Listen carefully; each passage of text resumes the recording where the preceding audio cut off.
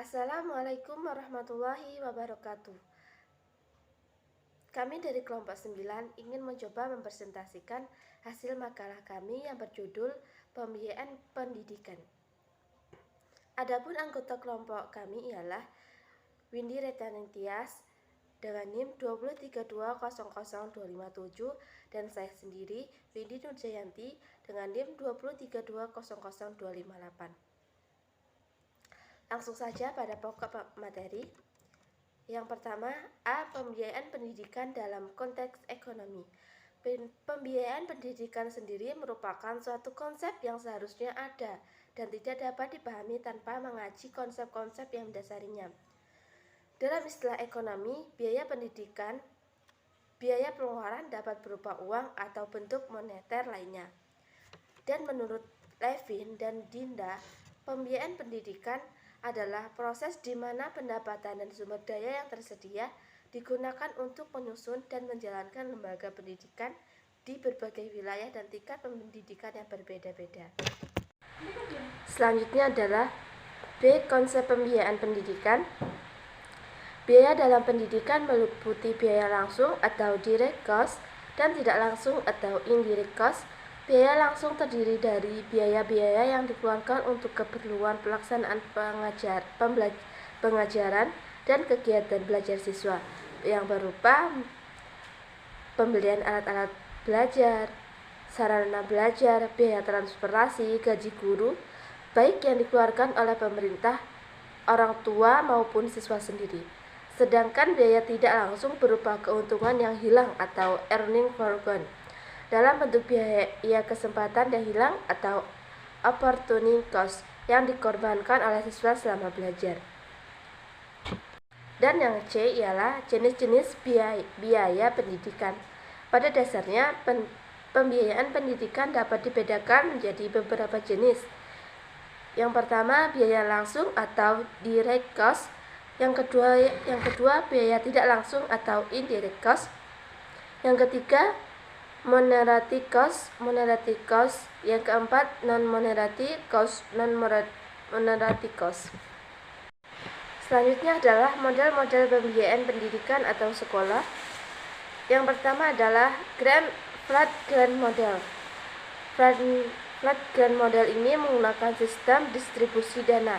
Semua distrik atau kabupaten atau kota menerima jumlah dana yang sama untuk setiap muridnya, tidak memperlihatkan perbedaan kemampuan daerah. Dan yang kedua adalah equalization model. Equalization model sendiri bertitik tolak pada ability to pay atau kemampuan membayar. Masyarakat yang miskin tentu perlu menerima bantuan dana lebih serius dibanding dengan masyarakat yang income-nya lebih tinggi. Perkenalkan, nama saya Windy Retaning Tias, NIM 203200257. Pada kesempatan kali ini saya akan melanjutkan presentasi dari rekan saya yang selanjutnya, yaitu penganggaran pendidikan sekolah. Anggaran pendidikan pada dasarnya adalah pernyataan sistem yang berkaitan dengan program pendidikan, yaitu penerimaan dan pengeluaran yang direncanakan dalam suatu periode kebijakan keuangan atau fiskal, serta didukung dengan data yang mencerminkan kebutuhan, tujuan proses pendidikan, dan hasil sekolah yang direncanakan. Ada dua bagian dalam penganggaran, yaitu perkiraan pendapatan dan pengeluaran. Biaya pendidikan pada umumnya diartikan sebagai pengeluaran sejumlah uang untuk membiayai faktor-faktor masukan pendidikan. Pemahaman atas konsep biaya pendidikan didasarkan atas pandangan bahwa pendidikan sebagai investasi sumber daya manusia. Dalam kajian ekonomi pembangunan, pendidikan ini tercermin dalam konsep manusia sebagai human capital atau manusia sebagai modal pembangunan. Selanjutnya, yaitu manajemen keuangan sekolah. Manajemen keuangan sekolah sangat penting dalam hubungannya dengan pelaksanaan kegiatan sekolah. Seorang kepala sekolah harus memiliki ilmu pengetahuan tentang manajemen, khususnya manajemen keuangan, karena untuk menjalankan seluruh kegiatan yang ada di sekolah tidak terlepas dari pengelolaan dana. Dana yang diperoleh atau diberikan oleh pemerintah maupun pihak lainnya memerlukan manajemen yang baik. Manajemen keuangan harus ditangani secara serius sistematis, dan penuh tanggung jawab untuk menghindari hal-hal yang tidak diinginkan.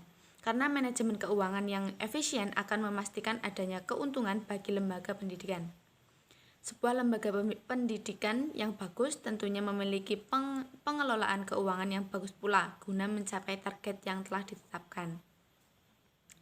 Yang selanjutnya ada strategi pengelolaan keuangan sekolah. Strategi pengelolaan adalah proses penentuan rencana pada para pemimpin yang berfokus pada tujuan jangka panjang organisasi disertai penyusunan suatu cara atau upaya bagaimana agar tujuan dapat dicapai. Pengelolaan strategi mampu mengelola sekolah yang dipimpin, mampu mengantisipasi perubahan, mampu mengoreksi kekurangan dan kelemahan serta sanggup membawa sekolah pada tujuan yang telah ditetapkan, terutama yang berkaitan dengan manajemen keuangan sekolah dalam peningkatan mutu pendidikan. Selanjutnya ada focusing dalam pembiayaan pendidikan. Fokus manajemen keuangan dan pembiayaan pendidikan bersifat publik. Upaya pengelolaan sumber dana yang tersedia di lembaga pendidikan untuk dapat dipergunakan seefektif mungkin, dalam pengertian bahwa dana atau uang ini yang tersedia itu bisa dipergunakan untuk memberikan layanan pendidikan sesuai dengan perencanaan atau budgeting yang sudah ditetapkan. Yang terakhir ada biaya dan mutu pendidikan. Pengelola pendidikan harus merespon berbagai kebijakan pemerintah dan keinginan masyarakat dalam rangka perbaikan mutu dan kreativitas, inovasi yang tinggi, dan strategi manajemen yang baik dalam konteks sistem.